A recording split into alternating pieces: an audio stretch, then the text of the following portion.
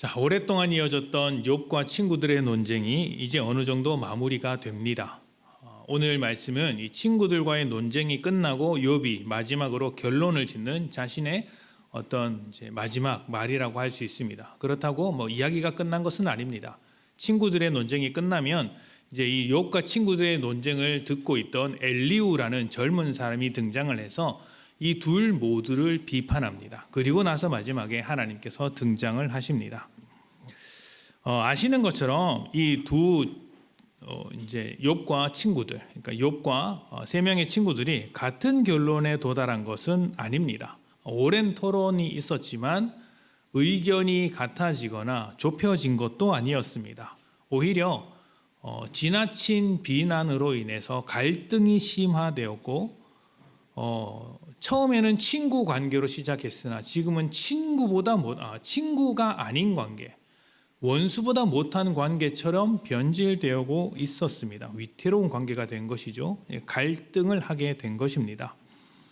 친구들은 자신들이 가지고 있는 지혜와 경험을 바탕으로 욥을 판단했고, 욥은 그런 친구들로 인해서 아픔 그리고 이제 더 힘들었기 때문에 너희는 친구도 아니다 이렇게 또 비난을 했습니다. 아주 위태로운 관계가 된 것이죠. 이 모든 일을 겪고 나서 친구들과의 이야기가 어느 정도 정리되고 욥이 이렇게 이야기를 합니다. 욥기 27장 1절부터 5절입니다. 또 풍자하여 이르되 나의 정당함을 물리치신 하나님, 나의 영혼을 괴롭게 하신 전능자의 사심을 두고 맹세하노니 나의 호흡이 아직 내 속에 완전히 있고 하나님의 숨결이 아직도 내 코에 있느니라. 결코 내 입술이 불의를 말하지 아니하며 내 혀가 거짓을 말하지 아니하리라.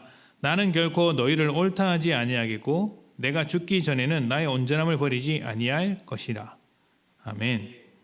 자, 2절에 보면 나의 정당함을 물리치고 나를 괴롭히는 하나님이라고 말을 했습니다. 하나님이 정의롭지 않다.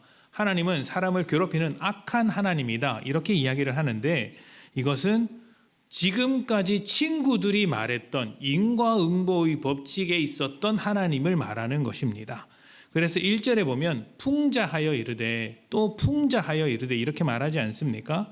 그러니까 지금까지 친구들이 주장한 하나님에 대해서 풍자하고 있는 거예요. 너희가 정말 하나님께서 그런 하나님이라고 말을 하고 있다면 나는 그 하나님을 악한 하나님이라고 말하겠다. 나는 그 하나님을 정의롭지 못한 하나님이라고 말하겠다라고 이야기를 하고 있는 것입니다. 욥에 따르면 친구들이 말한 이 하나님은 인과응보의 법칙으로 사람을 대하시는 하나님이에요. 그런데 이 인과응보라는 법칙이 욥에게만큼은 적용되지 않았던 것이죠. 그래서 정의롭지 않고 인과응보를 따르지도 않는, 자기가 말한 것을 따르지도 않는 그런 하나님이 아니냐. 그리고 하나님이 이렇게 부당하게 일하실지라도 나는 어떻게 하겠다는 겁니까?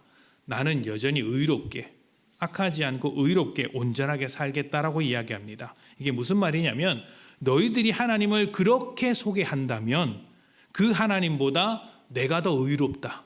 그 하나님은 악하고 내가 의롭다. 왜냐하면 나는 의롭게 살았는데 하나님께서 나를 고통을 주셨으니 하나님이 나쁜 것이고, 또 반대로 하나님께서 나를 괴롭히고 있지만 나는 여전히 하나님을 붙잡고 있으니 나는 의로운 것이다. 이렇게 이야기를 하고 있는 것입니다. 물론 실제로 그렇다는 게 아닙니다. 지금 친구들이 펼친 그 논리에 대한 반박이에요. 친구들의 논리를 풍자하고 조롱하고 있는 것입니다. 그러니까 인과응보로서 하나님을 설명하는 건 말이 안 된다. 이 말을 하고 싶은 것이죠. 자, 그렇다고 친구들의 주장이 다 틀린 건 아니었다라고 말씀을 드렸습니다. 일리가 있습니다. 인과응보라는 법칙은 지금까지 유효하고 또 하나님께서 태초부터 정하신 법칙이에요. 콩 심은 데 콩 나고 팥 심은 데 팥 난다고 하지 않습니까? 심은 대로 거둔다라는 건 성경이 널리 퍼져 있는 아주 보편적인 법칙입니다. 하지만 이것이 왜 존재하는지, 그러니까 왜 이런 법칙이 세상 가운데 존재하게 되었는지, 또 이런 법칙으로 다 설명할 수 없는 우리의 인생, 우리의 어떤 일에 대해서는 어떻게 받아들여야 하는지를 이해하지 못합니다. 인과응보라는 시선을 가지고 있으면 인과응보가 왜 우리에게 존재하는지, 또 인과응보를 넘어서는 어떤 일들에 대해서는 어떻게 받아들여야 하는지를 이해할 수 없다는 거예요. 그래서 욥이 이렇게 이야기를 합니다. 28장에 쭉 그 이야기를 하는데 1절부터 보면 이런 이야기들이 나와요. 은과 금을 얻을 수 있는 곳이 있고 사람은 어떻게 얻는지 방법도 안다. 철과 동도 어떻게 얻을 수 있는지 다 알고 있다. 또 각종 보석을 캐기 위해서 사람이 살지 않는 깊은 땅속, 어두운 저 깊은 곳까지 가서 그 광물을 캐내 온다. 온 세상을 날아다니는 독수리, 그리고 온 땅을 달리는 짐승들과 사자들도 가지 못하는 곳까지 가서 사람은 그 모든 것을 발견하고 가져온다. 이렇게 이야기를 합니다. 그리고 나서 사람은 그렇게 세상의 모든 것을 발견할 수 있는 능력이 있다 라고 말한 다음에 뭐라고 이야기하냐면 12절부터 13절입니다. 그러나 그 모든 것을 가지고 부귀와 영광을 누릴 수 있겠지만 그러나 지혜는 어디서 얻으며 명철이 있는 곳은 어디인고 그 길을 사람이 알지 못하나니 사람 사는 땅에서는 찾을 수 없구나. 자, 사람이 세상 모든 짐승들이 찾을 수 없는 곳까지 가서 온갖 보석과 광물을 찾아올 수 있지만 지혜를 찾아올 수는 없다고 이야기를 하고 있는 거예요. 세상 모든 짐승들이 찾을 수 없는 곳까지 가서 각종 보석을 가지고 올 수 있지만 정작 인간에게 필요한 지혜는 가지고 오지 못한다라는 것이죠. 자, 지금 이 대화가 욥과 친구들의 논쟁 끝에 나온 이야기라는 것을 알아야 합니다. 친구들의 주장은 친구들의 경험과 지혜를 바탕으로 나온 인과응보였습니다. 그리고 이것은 우리가 몇 번 살펴보았던 것처럼 조상들의 지혜와 전통 아래 있는 것이었고 종교적인 규범이었으며 도덕적인 규범이었습니다. 이런 것들을 아주 오랫동안 내세웠지만 친구들은 단 한 명도 지금 욥이 이유 없이 당하는 이 고난을 설명할 수는 없었어요. 다시 말하면 친구들의 모든 주장들 안에 함축된 인간의 지혜가 친구들이 주장하고 있는 그 인간의 지혜로 만들어낸 친구들이 내세웠던 인간의 지혜로 말이 보이네요. 인간의 지혜를 바탕으로 만들어낸 그 모든 주장이 설교가 이렇게 어렵습니다. 자, 어쨌든 그 인간의 지혜를 바탕으로 만들어낸 모든 주장이 세상의 원리나 인생의 문제에 대해서 전혀 대답을 해줄 수 없다는 것이죠. 이게 지금 욥이 하고 있는 이야기입니다. 그리고 나서 욥기 28장 23절부터 26절 우리가 읽은 본문이 나오는 겁니다. 23절부터 26절입니다. 하나님이 그 길을 아시며 있는 곳을 아시나니 이는 그가 땅 끝까지 감찰하시며 온 천하를 살피시며 바람의 무게를 정하시며 물의 분량을 정하시며 비 내리는 법칙을 정하시고 비구름의 길과 우레의 법칙을 만드셨음이라. 아멘. 욥이 무슨 이야기를 하냐면 사람은 지혜를 찾을 수 없다. 그런데 그 지혜로 가는 길을 누가 가지고 있습니까? 하나님께서 가지고 계시다라는 거예요.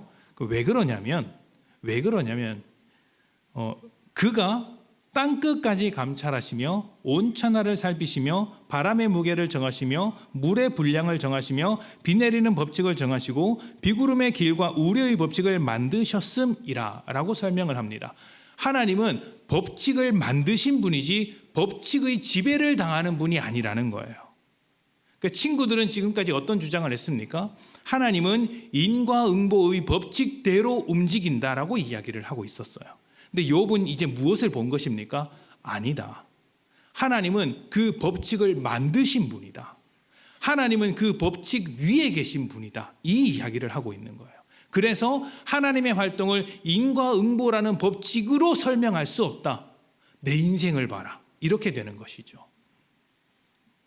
우리가 지난 설교에서 인과응보로 대표되는 것이 법이라는 말씀을 드렸습니다. 법대로 하자. 이것은 잘못한 사람이 벌을 받아야 한다는 이야기죠. 그래서 누가 잘못했는지를 따져보고 그 잘못에 따라서 벌을 받아야 한다. 이게 법대로 하자입니다. 그러니까 인과응보를 아주 잘 보여주는 것이 법입니다. 그런데 이런 법에 대해서 어떤 법학자, 철학자는 이렇게도 이야기를 했습니다. 법은 도덕의 최소한이다. 법은 도덕의 최소한이다. 선을 추구하는 것이 도덕이라면 그 중에서 이것만은, 인간이라면 이것만은 반드시 지켜야 한다라는 것을 모아둔 것이 법이라는 것이죠. 최소한에 불과하다는 것입니다. 자, 그렇다면 그 최소한의 법, 인간이 붙들고 살아야 할 최소한을 가지고만 살아가는 세상이라면, 그럼 다시 말하면 법만 잘 지키는 세상이라면 그 세상이 살기 좋은 세상이겠습니까? 법만 잘 지키는 사회라면 그 사회가 건강한 사회이겠습니까? 부부 관계를 한번 생각해 보십시오. 부부 사이에 지켜야 할 것들이 있죠. 그런데 지켜야 할 것들을 법으로 정하지는 않습니다. 그래서 여러분, 법을 잘 지키는 부부, 이러면 그 부부가 그냥 사이가 좋은 관계일까요? 법만 잘 지키는 부부, 이게 좋은 관계라고 할 수 있겠습니까? 법만 잘 지키는 친구, 좋은 친구입니까? 법만 잘 지키는 이웃, 좋은 이웃입니까? 아니죠. 당연히 아니죠. 법은 최소한이기 때문입니다. 우리 관계 안에서 일어나는 그 모든 것을 법으로 설명할 수 없어요. 법으로 정할 수도 없어요. 만약 어떤 사회가 법으로 모든 관계를 해석하고 법으로 판단하는 것이 전부라면, 또 법을 지키는 것으로만 만족하는 사회가 되었다면 그 사회는 어떤 가치도 발견할 수 없는 아주 냉혹하고 건조하며 차가운 사회가 될 것입니다. 그리고 그 가치의 빈자리를 메꾸기 위해 점점 더 쾌락을 추구하는 사회가 될 것이에요. 법 테두리 안에서 쾌락을 누리겠죠. 그러다가 그 쾌락이 지나치면 법 테두리 밖으로 뛰어나가는 겁니다. 안타깝게도 지금 우리 사회가 그렇게 변질되고 있는 것 같아서 참 안타깝습니다. 왜 그렇게 될 수밖에 없을까요? 사람은 죄인이기 때문이에요. 늘 흔하게 그래 사람이 나쁘고 생각이 나빠서 그렇게 늘 죄를 짓는구나 이런 말씀을 드리는 게 아니라 진짜 죄인이라서 그렇습니다. 그러니까 인과응보라는 전통과 법칙과 종교적 도덕적 규범에 시작되시는, 그것을 지으시고 창조하신 하나님을 모르기 때문에 하나님께서 어떤 의도로 우리에게 그것을 주셨는지 아무도 생각하지 않아요. 아무도 생각하지 않아요. 하나님과의 관계가 끊어져 버렸기 때문이죠. 하나님으로부터 오는 지혜를 잃어버렸기 때문에 이런 일이 생기는 것입니다. 자, 모든 법칙과 규범들이 무엇을 위해 존재할까요? 이것은 하나님께서 율법을 주신 이유를 통해서 발견할 수 있습니다. 우리가 지난주에 설교를 비슷하게 좀 나누었죠. 한 집안에서 규칙을 정하는 이유가 무엇입니까? 다리 떨지 마라, 시간 맞춰서 밥 먹어라, 너무 늦게 들어오지 마라, 이런 걸 왜 말하죠? 그 법을 잘 지키는 것만이 끝이 아니라 그걸 잘 지킴으로 인해서 어떻게 하라고요? 사람답게 더 훌륭한 사람이 되라고 이런 법들을 정하는 것 아닙니까? 지금 그 이야기를 하나님께서 성경이 하고 있는 것입니다. 하나님께서 율법을 주신 이유가 바로 거기에 있죠. 아담과 하와에게 주어진 최초의 법은 선악과를 먹지 말라는 것이었습니다. 왜 이런 법을 만드셨을까요? 왜 선악과를 먹지 말라고 하셨을까요? 다른 거 다 먹어도 된다고 하셨어요. 선악과를 먹지 말라는 것은 그 하나의 법이 하나님과의 관계를 지켜주기 때문입니다. 그 법을 넘어가면 스스로 우상이 되고 스스로 하나님의 자리에 올라가는 사람이 되기 때문에, 하나님을 다 버리고 스스로 살아가는 존재가 되기 때문에 그러지 마라. 하나님과의 관계를 깨트리지 말고 하나님께서 주신 그 사랑의 관계 안에서 살아가라. 아름답게 살아가라. 이것을 위해서 선악과를 먹지 말라는 법을 주신 거예요. 그러면 선악과를 안 먹는 것으로 끝나면 되나요? 하나님의 의도가 어디 있죠? 복되게 살아가라. 여기에 있는 거예요. 이스라엘에게 주신 율법도 마찬가지입니다. 가나안 땅에 들어가서 살 때에 너희는 이 율법을 지키라고 되어 있습니다. 가나안 땅에 들어갔다는 것은 이미 하나님의 백성으로서 하나님의 모든 은혜와 역사를 경험한 뒤입니다. 하나님이 어떤 분이신지, 하나님이 신뢰할 만한 분이신지, 하나님께서 정말 자신의 약속을 지키시는 분이신지 광야의 시간을 통해서 충분히 경험을 했습니다. 그리고 그가 처음 약속한 대로 가나안 땅에 들어갔습니다. 그렇게 들어간 곳에서 하나님의 백성된 자리를 지키며 하나님의 관계를 잃어버리지 말라고 주신 것이 율법이에요. 왜 율법을 주셨죠? 하나님과의 관계를 지키면서 살라고.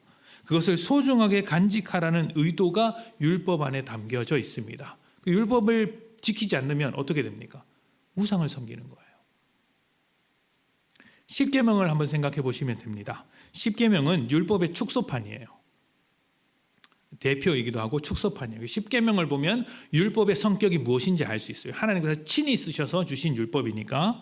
그런데 이 율법을 가만히 생각해 보면, 이 십계명을 가만히 생각해 보면 하나님을 위해서 뭘 바쳐야 한다. 하나님을 기분 좋게 하기 위해서 너희가 뭘 지어야 한다. 하나님을 좋게 하기 위해서 뭘 정복해야 한다. 이런 이야기가 없습니다. 뭐라고 하시죠? 다른 신을 섬기지 마라. 아무것도 안 하면 됩니다. 하나님만 지금 섬기고 있잖아요. 그러니까 굳이 다른 신을 찾아갈 필요가 없는 거예요. 그 관계만 잘 지키고 그 관계 안에서 살라는 의도가 담겨 있죠. 또 뭐가 있습니까? 우상을 만들지 마라. 얼마나 좋습니까? 안 만들면 됩니다. 안 하면 되죠. 그냥 내 삶을 살면 되는 것이죠. 우상 만든다고, 하나님을 위해서 뭐 큰 신전을 만든다고 나댈 필요가 없는 거예요. 또 뭐가 있습니까? 하나님의 이름을 망령되이 부르지 마라. 이런 말이 있죠. 이것은 하나님을 너의 아래에 두지 마라. 하나님을 우상 취급하지 말라. 이런 의미이기도 합니다. 사람이 하나님의 이름을 걸고 막 맹세를 하잖아요. 근데 하나님은 아시는 거예요. 인간은 맹세를 지키지 못한다. 그러니까 그거 하지 마. 내 이름을 걸고 맹세하지 마. 그거 안 해도 돼. 이 이야기를 하시는 거예요. 네 번째는 뭐죠? 안식일을 지켜라. 안식일이 뭡니까? 하나님과의 관계 안에 머무는 날이에요. 내 생업을 잠깐 내려놓고 하나님의 관계에 집중하는 날이에요. 다 뭐에 다 관련돼 있어요? 우리가 하나님과의 관계 안에서 어떻게 살아가느냐와 깊은 관련이 있지 않습니까? 그리고 그 뒤에 나오는 10계명이 뭐죠? 5계명부터는 부모를 공경하라. 살인하지 말라. 도둑질 말라. 거짓말하지 말라. 그러니까 하나님과의 관계가 충만한 사람이 인간 속에 들어갔을 때 그 인간들 속에서 관계를 어떻게 맺어야 하는지를 보여주는 거예요. 너무 당연한 이야기들이죠. 부모를 공경하라. 세상에 어느 누가 부모를 공경하지 마라 이렇게 가르치겠습니까? 너무 당연한 이야기를 쉽게 하시는 겁니다. 근데 이게 어떤 의도를 가지고 있다고요? 하나님께서 베푸신 그 관계를 누리면서 살아가는 것이 의도라고요. 그래서 율법을 주신 이 하나님의 의도는 하나님과의 관계를 지키며 하나님 안에서 은혜를 누리고 하나님의 형상으로서의 인간다움을 지키며 살아가라는 것입니다. 최소한에 머물지 마라. 최대한을 꿈꾸고 최대한을 향해 나아가라. 이것이 하나님께서 이 모든 법칙을 주신, 지혜를 주신, 또 법을 주신, 규범을 주신 이유인 것이죠. 율법보다 율법을 주신 하나님의 의도가 훨씬 더 중요합니다. 율법을 지키는 것보다 그 율법을 주신 의도를 알고 그 의도대로 살아가는 게 훨씬 더 중요하기 때문에 때로는 하나님께서 자신이 정하신 법칙, 자신이 주신 율법을 깨트려서라도 이 일을 하시는 거예요. 인과응보로 우리의 인생을 다 설명할 수 없는 이유가 바로 여기에 있는 것입니다. 히브리서 9장 25절부터 28절을 봅시다.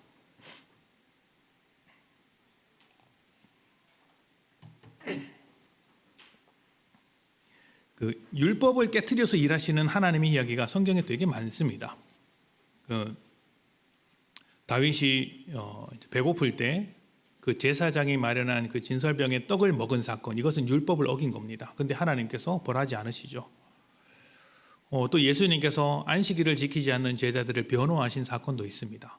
안식일의 주인은 인자다, 이런 유명한 이야기인데 다 같은 맥락인 거예요. 안식일을 주신 의도가 안식일을 지키는 것보다 중요하다. 안식일을 지키는 것 중요해. 그러나 안식일을 주신 의도를 지키기 위해서 안식일을 어기는 건 괜찮아. 이렇게 말씀하시는 거예요, 지금. 히브리서에서는 어떻게 이야기하는지 봅시다. 9장 25절부터 28절입니다. 대제사장이 해마다 다른 것의 피로써 성소에 들어가는 것 같이 자주 자기를 드리려고 아니하실지니 그리하면 그가 세상을 창조한 때부터 자주 고난을 받았어야 할 것이로되 이제 자기를 단번에 제물로 드려 죄를 없이 하시려고 세상 끝에 나타나셨느니라. 한 번 죽는 것은 사람에게 정해진 것이요 그 후에는 심판이 있으리니 이와 같이 그리스도도 많은 사람의 죄를 담당하시려고 단번에 들이심 받으셨고 구원에 이르게 하기 위하여 죄와 상관없이 자기를 바라는 자들에게 두 번째 나타나시니라. 아멘. 자, 죄 지은 자가 자기 죄를 씻기 위하여 제물을 드리는 것, 이것은 대가를 치르는 것으로서 인과응보입니다. 율법이 바로 그걸 요구하는 거예요. 제사를 드리는 제사장 역시 죄인이기 때문에 자기의 죄를 씻기 위하여 1년에 한 번씩 하나님께 제물을 바쳐야 했습니다. 자기의 죄를 씻는 제물이 필요했던 것이죠.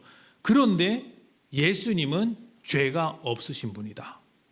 만약 예수님께서 죄가 있으셨다면 자기를 위해서 수없이 지성소로 제물을 들고 들어가야 했겠지만 예수님은 죄가 없으신 분이다. 그럼에도 불구하고 우리를 위하여 자신을 제물로 바치셨다. 이렇게 이야기를 합니다. 율법이 깨진 것이죠. 인과응보 율법이 깨지고 예수님께서 우리 가운데 오셨습니다. 우리의 구원은 그렇게 이루어진 것입니다. 인과응보로는 해결할 수 없는 인생이기에 그 법칙을 깨트리고 율법을 넘어서 주님께서 우리 가운데 오신 것이죠. 누가 죄를 지었습니까? 우리가 죄를 지었습니다. 그럼 누가 죽어야 합니까? 우리가 죽어야죠. 근데 우리는 안 죽고 예수께서 죽으셨습니다. 그리고 인과응보라는 법칙을 깨트리고 또 죽음이라는 법을 깨트리고 부활로서 우리에게 새로운 생명을 주셨습니다. 인과응보의 법칙, 율법의 법칙이 다 깨어진 것 아닙니까? 가장 높으신 분이 그 높은 자리를 깨트리고 낮은 자리로 오셨습니다. 다 깨트린 거예요. 하나님과의 관계 안에서 살게 하려는 율법의 의도를 이루기 위해 율법을 넘어서 일하고 계신 것입니다. 왜 이렇게 하실 수 있죠? 하나님은 율법 아래에 계신 분이 아니라 율법 위에 율법을 창조하신 분이기 때문입니다. 이것을 아는 것이 지혜예요. 이것을 아는 게 지혜예요. 대단한 지혜를 배우셨으니 집에 가실 때 저한테 이게 눈짓 한 번만 해주시면 위로를 하겠습니다. 자, 욥에게 찾아온 고난이나 우리의 인생에 다가오는 여러 가지 문제들을 인과응보의 관점으로 보면 납득이 되지 않습니다. 우리가 뭐 그렇게 잘못한 게 있겠습니까? 열심히 살아보려고 발버둥 치다 보니 힘에 부쳐서 잘 안 될 때도 있었고 또 나는 잘 해보려고 했는데 너무 큰 실수를 저지르기도 하고 다 이런 것 아닙니까? 설령 잘못했다고 해도 고통이 너무 심하지 않습니까? 몸과 마음이 상하고 한 번 상하는 게 아니라 계속해서 평생 그것을 가지고 힘들게 살아갑니다. 그래서 때로는 욥이 그랬던 것처럼 하나님 너무하신 것 아닙니까? 너무 억울합니다. 화를 낼 때도 있고 답답해서 하나님께 소리치고 싶을 때도 있죠. 그리고 이게 한계치에 다르면 나 도저히 하나님과 살지 못하겠다. 하나님을 떠나고 싶다라고 말하기도 하죠.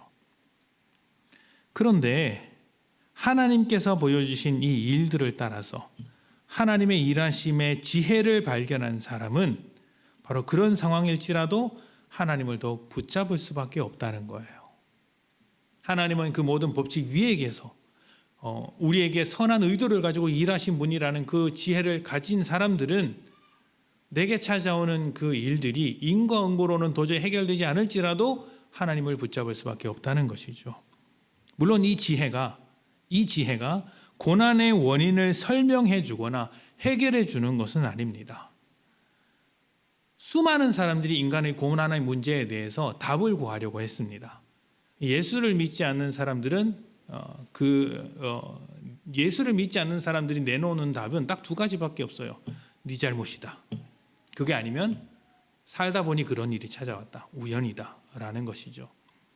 답답하죠. 우연이라도 답답합니다. 왜 나에게 이런 일이 될 것이고 또 내가 잘못한 것이라면 앞에서 제가 말씀드린 대로 내가 뭘 그렇게 잘못했다고 이런 말이 나올 수밖에 없죠. 근데 그게 세상이 설명하는 전부입니다.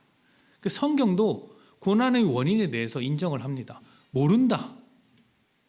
알지 못한다. 우리의 세계에서 일어나서 오는 게 아니다. 알지 못한다. 그래서 욥기 맨 처음에 뭐가 나옵니까?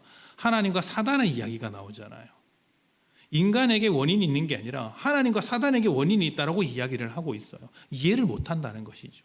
그래서 지금 욥기에서 설명하고자 하는 이 지혜는 고난의 원인을 설명해 주지 않아요. 지금도 신학자들이 연구를 합니다. 왜 인간은 고통이 있는가? 하나님께서 창조하신 이 세상 가운데 고통이 있는가? 수많은 사람들이 질문을 던지지만 여전히 풀지 못하는 숙제입니다. 저도 도전했다가 실패했습니다. 그래서 안 하기로 했습니다.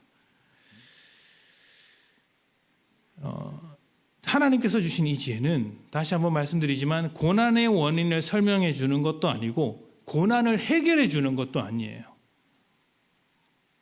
고난 너머에서 여전히 우리를 위해 일하고 계신 하나님을 신뢰하며 하나님의 목적에 따라 내가 받는 고난마저도 선하게 사용될 수 있다는 것을 인정하게 만듭니다. 그게 우리가 가지고 있는 지혜의 힘이에요. 욥기 28장 28절을 봅시다.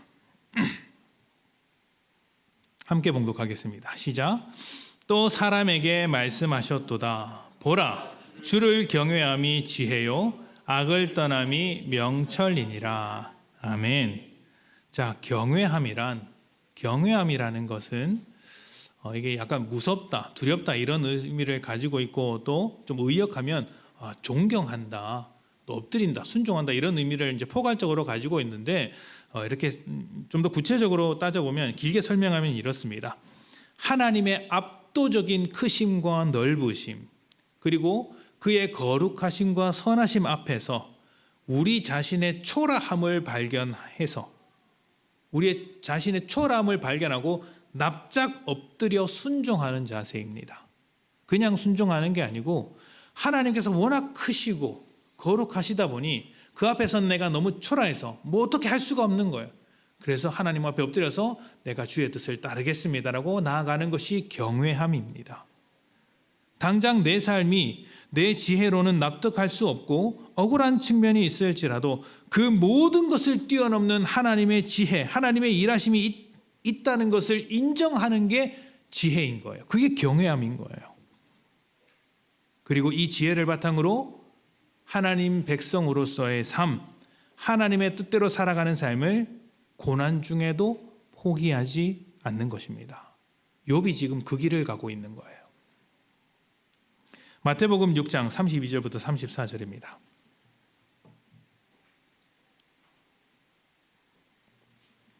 같이 읽어볼까요? 자, 시작. 이는 다 이방인들이 구하는 것이라 너희 하늘 아버지께서 이 모든 것이 너희에게 있어야 할 줄을 아시느니라.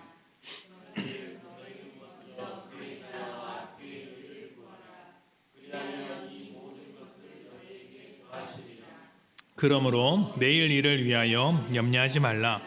내일 일은 내일이 염려할 것이요 한날의 괴로움은 그날로 족하니라. 아멘. 자, 우리 이 말씀 너무 잘 알고 있는 말씀이죠. 이 말씀을 읽으면 걱정하지 마라, 염려에서 벗어나라 이런 뜻으로 많이 듣습니다. 그런데 오늘 말씀, 오늘 이 주제와 연결시켜서 한번 생각을 해볼 필요가 있습니다. 납득할 수 없을 정도로 걱정과 염려가 쏟아지는 게 인생입니다. 하루도 염려와 걱정을 하지 않고 지나가는 순간이 없죠. 그런데 염려라는 게 다 내일에 대한 것 아닙니까? 내일 뭐 먹냐? 내일 뭐 하냐? 내일 어디로 가냐? 다 이런 것 아닙니까? 내일을 보장받기 위해서 열심히 하는 게 염려입니다. 그런데 주님께서는 내일을 위하여 염려하지 말라고 하십니다. 왜냐하면 그 근거가 뭐냐면 우리에게는 하늘 아버지가 계시기 때문입니다. 그 아버지가 어떤 아버지입니까? 악한 아버지도 자식에게 선한 것을 줄 안다. 하물며 하늘에 계신 아버지겠느냐? 우리에게 좋은 것을 주시는 선한 아버지가 아니겠느냐? 바로 그 아버지께서 우리를 위해 일하시며 우리의 모든 상황을 통해 자신의 선하심을 이루어가고 계신다. 그러니 내일 염려를 하지 말라 이것입니다. 어려움이 있다. 걱정할 게 있다. 염려할 게 있다. 그런 게 분명히 있겠지. 그러나 하나님이 계시지 않느냐? 이 하나님을 아는 것, 선한 아버지 되신 하나님을 아는 것, 그냥 하나님을 아는 게 아니라 인과응보의 하나님으로서 아는 게 아니라 선한 아버지로서 그분께서 우리와 늘 함께하고 계시다는 것을 진짜 아는 것이 지혜라는 이야기입니다. 그래서 이 지혜를 가진 사람은 어떻게 합니까? 오직 한 가지, 내일에 대한 염려를 하지 않고 뭘 생각합니까? 오늘을 생각하는 거예요. 오늘 열심히 살면 내일의 문제가 해결될 것이다. 이런 말씀이 아니에요. 이거는 내일 염려를 하는 거랑 똑같은 거예요. 그런 말씀을 드리는 게 아니라 오늘을 어떤 존재로 살아갈 것이냐를 가지고 생각을 하는 겁니다. 하나님의 나라와 하나님의 의를 구하는 하나님의 백성으로서 오늘 어떻게 살 것인지를 고민한다는 거예요. 그래서 먼저 그의 나라, 그의 의를 구하라고 말하지 않습니까? 욥이 얻은 지혜가 바로 이것입니다. 인과응보를 넘어선 일에 대하여 하나님만이 답을 주실 수 있다. 그런데 그 하나님께서는 선하시고 한 번도 그 선하심을 꺾으신 적이 없다. 그래서 하나님을 경외하며 그분과 이 모든 삶을 놓고 씨름하는 것이 우리의 지혜다. 이 경외함이 지혜다라고 지금 발견해 나가고 있는 거예요. 아직 이제 끄트머리까지 왔지만 전부 발견한 것은 아닙니다. 마지막에 하나님께서 꽝 때리시거든요. 이 지혜를 가지고 하나님을 경외하는 삶을 살기 위해서 어떻게 해야 할까요? 여러분의 시간을 염려로 채우지 마시고 하나님으로 채우십시오. 하나님의 뜻을 이루기 위해 여러분의 시간을 들이십시오. 하나님의 뜻을 이루어야 할 자리, 장소가 얼마나 많습니까? 여러분의 직장에서, 여러분의 가정에서, 교회에서 그렇게 하십시오. 염려가 아니라 하나님을 채우십시오. 여러분의 물질도 바치십시오. 하나님의 뜻을 여러분의 가정과 사회와 또 교회 가운데 이루기 위해 여러분의 물질을 사용하십시오. 다 내어놓아라 이런 이야기가 아닌 것은 아시죠? 이제 늘사랑교회 성도님 정도 되면 그런 이야기는 아니지라는 것을 아셔야 합니다. 어떤 의미냐면 여러분이 가지고 있는 물질을 하나님의 백성답게 잘 사용하시라는 겁니다. 여러분의 노력도 바치십시오. 무엇을 위해 노력하시겠습니까? 세상을 위해, 내일 일을 위해 열심히 하시겠습니까? 그러면 여러분 염려만 쌓을 뿐입니다. 하나님을 경외함으로 하나님 나라를 위해 열심을 내십시오. 노력하십시오. 여러분의 나라가, 여러분의 삶이 하나님 나라로 가득할 수 있도록 살아가시는 것입니다. 우리 아버지 되신 하나님께서 우리의 최대한을 위해서 지금도 꾸준히 일하고 계십니다. 그 꾸준함을 경외하는 것, 그것이 우리의 지혜입니다. 이 지혜를 붙잡고 삶을 아름답게 풀어가시는 귀하고 복된 성도님들이 되시기를 축복합니다. 함께 기도합시다.